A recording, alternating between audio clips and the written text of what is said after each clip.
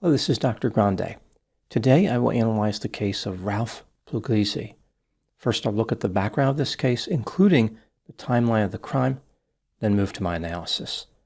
Ralph Puglisi was born in 1962 and lived in Palm Harbor, Florida. This is 23 miles west of Tampa. In 2006, Ralph started working for the University Medical Service Association, which is affiliated with the University of South Florida. His job was in the accounting department. By 2014, Ralph had been married and divorced twice and had 2 adult children.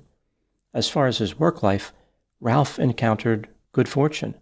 He was promoted to accounting manager, which gave him authority over 4 credit card programs. He had the ability to open new credit card accounts, change spending limits, manage access, and terminate accounts. Unfortunately, Ralph used his newfound responsibilities for personal gain. Realizing that no one was diligently looking over his shoulder, he started stealing money by paying for some of his purchases with his employer's credit cards. He also gave money to his mother to cover her rent, went on vacation with his girlfriend Donna, and paid for some of his daughter's wedding expenses. The university had an administrator who served as a backup for Ralph. In theory, this individual could have detected the theft. In August 2015, the administrator left, and the university did not hire a replacement. This gave Ralph even more confidence that he was never going to get caught. His spending activity increased dramatically. For example, he purchased an Audi A8 sedan and spent over $33,000 to renovate a residence. Within a couple of years, Ralph had liberated over $2 million from the university. Apparently unsatisfied with his romantic life, Ralph looked for love on various websites.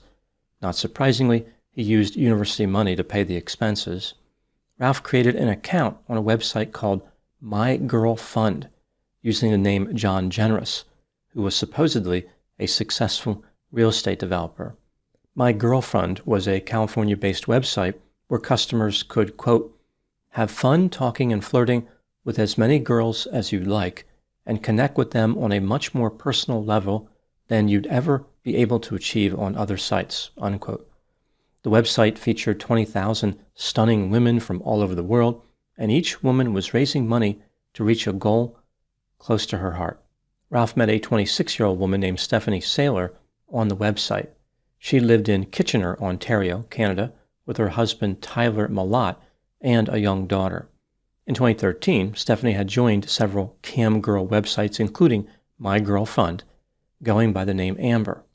Her business did not really generate a lot of money in the beginning. For instance, in 2015, she made just under $16,000. When she met Ralph Puglisi, aka John Generous, in February 2016, her luck changed dramatically. The first payment he ever made to Stephanie was $1,000. Ralph told her it was a dream of his to be with a younger woman who he could connect with and was sexually uninhibited. He said, quote, "You are a naughty girl, LOL. Wow, you have some really cool pics and videos," unquote. Ralph indicated a desire to send money for nothing in return and said they might raise her daughter together someday. Over the next 4 days, Ralph sent Stephanie another $5,500. Just a few weeks later, in March 2016, Ralph and Stephanie shared their real names with each other, as well as their addresses and phone numbers.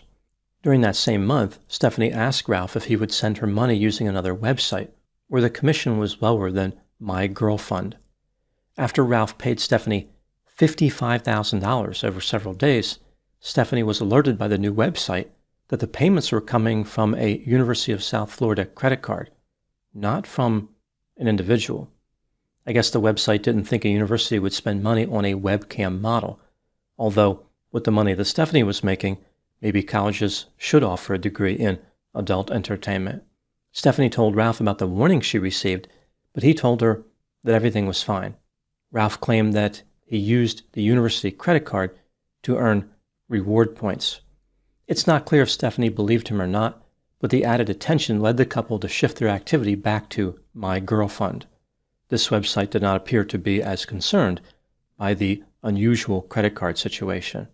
Within a month of communicating with Ralph, Stephanie had collected over $58,000. This is after the websites took their commission. Ralph promised her that he would pay her between $10,000 and $12,000 a week. He said, "You deserve nothing but the best and to live life with no financial stress." Stephanie's husband, Tyler, knew about her job and about Ralph. The couple went to Disney World with extended family, 9 people in total. The trip cost almost $60,000. Plans more practical than vacations had been made as well. The couple wanted to be responsible with this windfall. Along with 2 business partners, they started a real estate company called Irby Developments. The company bought properties with the intent of renovating and reselling them, as well as vacant lots, which they planned to build houses on. They had a dream of developing entire neighborhoods. One project built by Irby Developments was a 4,800 square foot house in Deer Ridge. Stephanie and Tyler moved out of their house in Breslau and into this $2 million mansion. In 2016, Stephanie collected $745,000 from the My Girlfriend website based on payments made by Ralph. In February 2017, 1 year into the relationship between Stephanie and Ralph, Stephanie was given some good news. Ralph informed her that his goal was for her to have $5 million in total. This was so she could make her life as amazing as she wanted it to be. Stephanie responded by telling Ralph that she loved him. The couple talked about meeting in Toronto someday. Stephanie promised that one day she would leave the life of a sex worker behind so they could be together. As the romance between Stephanie and Ralph continued, the financial relationship developed an unexpected characteristic. Ralph started asking for some of the money he paid through the My Girlfriend website to be returned to him in the form of checks. He said he was going to invest the money, but of course he was really trying to launder the money. Stephanie granted his request, and in 2018 and 2019, she sent him checks for somewhere between $200,000 and $300,000. In the memo line of one check, she attempted to spell the word investment, but she ended up with an extra E. Perhaps this is fitting because this was not really an investment after all. Even though Ralph was maintaining this bizarre relationship with Stephanie, he married his girlfriend Donna in 2018. Donna set up a company to invest in real estate in the Caribbean, and Ralph moved over $640,000 into this business. The couple also bought a plot of land in the U.S. Virgin Islands for $345,000. In another suspicious financial maneuver for Ralph, the fiancé of his wife's son set up an account on My Girlfriend. Ralph paid her $1.3 million through the website. In response, she sent him multiple checks, but only one of them cleared. This was in November 2019, and the check was for about $18,000. In July 2020, a supervisor at the university examined the books because one of Ralph's direct reports had made an error. The supervisor discovered millions of dollars of expenses that were suspicious, and an internal audit was ordered. The university learned that over the last 6 years or so, 20 employees with corporate credit cards spent $17.4 million. Ralph's share of that spending was $16.4 million. Some of his spending was legitimate, but most of it wasn't. He had stolen $12.8 million. On December 4, 2020, Ralph was fired. His creative accounting was reported to law enforcement. Ralph informed Stephanie that he was under investigation and needed some money, but Stephanie's real estate company was having a rough time financially. She refused to offer any assistance to Ralph. On August 11, 2021, Ralph was charged with 1 count of mail fraud. As this case was moving through the court, he found a job making $10 an hour at a Dollar General store. Later, he was hired by Walmart, making $24,000 a year. On August 26, 2021, Ralph Puglisi pleaded guilty to embezzling $12.8 million from the University Medical Service Association. Before he was sentenced in September 2022, he paid back $1.2 million, less than 10% of what he had stolen. Ralph received a sentence of 10 years in prison. The University of South Florida filed lawsuits to recover the stolen money. Ralph was ordered to pay $38.7 million in punitive and compensatory damages. Many other people were also ordered to pay back money. For example, Ralph's wife Donna, his mother, and his brother. The court determined that they knew, or should have known, the money was not obtained through legitimate means. The university had a pronounced interest in My Girlfriend and Stephanie as well. My Girlfriend had received $5.2 million from Ralph. Stephanie had received $4.1 million of this from the website. Eventually, the university was awarded $4.7 million from My Girlfriend. The case with Stephanie settled for $100,000 and all future profits from her company, Irby Developments. In August 2024, the university filed a lawsuit against Stephanie's husband, Tyler Malott, and the two business partners. Their lawyers said the men had no idea that the money Stephanie collected was stolen. Stephanie and Tyler separated in 2022 and sold their mansion in Deer Ridge for $2.1 million. At the time I'm making this video, Stephanie lives in a rented townhouse in Kitchener. Now moving to my analysis. Here are my thoughts on a few areas that stood out to me in this case. Item number 1. The amount of money Ralph spent on Stephanie was staggering. As I mentioned, she received $4.1 million from the website My Girlfriend. Her best year was 2017, when she was paid $1.8 million. During the years that Ralph was paying for Stephanie's services, her other customers only generated $2,500 for her. Any reasonable person would have known that Ralph was obtaining the money through illegal means. During the brief period when Stephanie switched to another website, she was warned that Ralph was paying for her services with a University of South Florida credit card. Furthermore, Ralph asked for money back. How could Stephanie not realize that he was trying to launder money? Despite the many warning signs that the money was stolen, Stephanie was defiant when she was sued. She said, "I don't have the money to send back, and in my eyes, I earned it." Her argument was based on the idea that she was providing the girlfriend experience to Ralph. This was a service that required a lot of work. She had to manage his mind games and his mood swings while pretending that Ralph was smart, charming, and funny.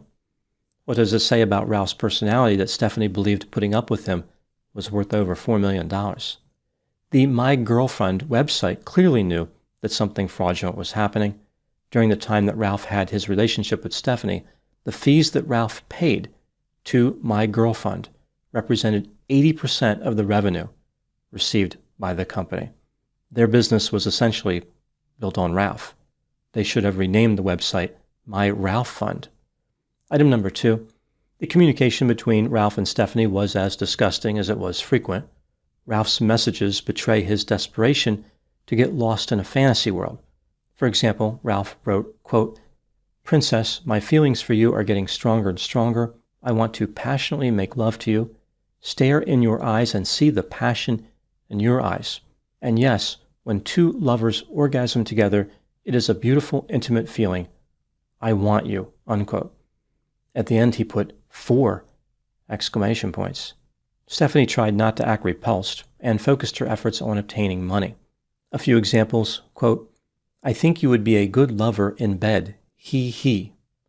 Did you ever figure out PayPal, love, or did you prefer to stick with My Girlfriend for now?" Unquote. Quote, "I feel weird talking about money with you. I don't want to sound like I am asking for it. Ha ha." Unquote.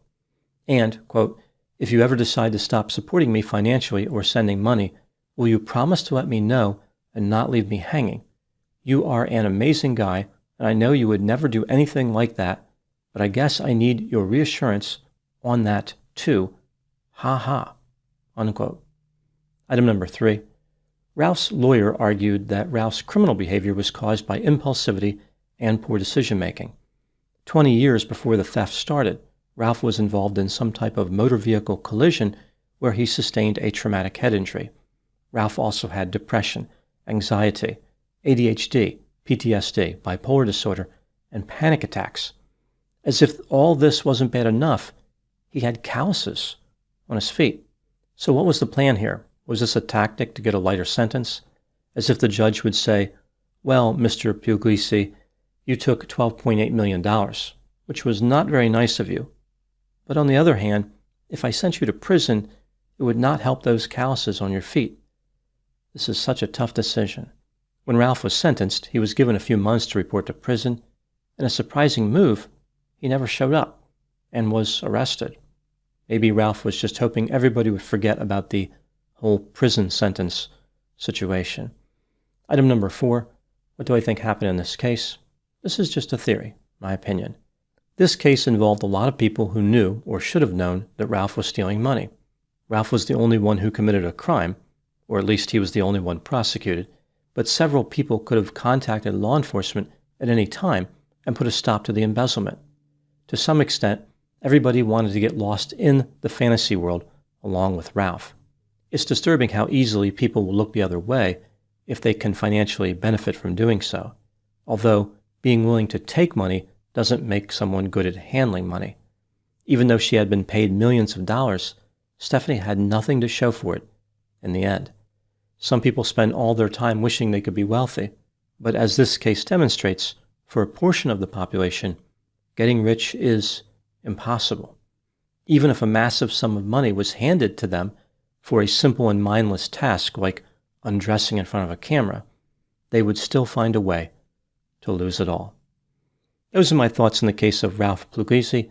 Thank you so much for watching. I'll talk to you soon.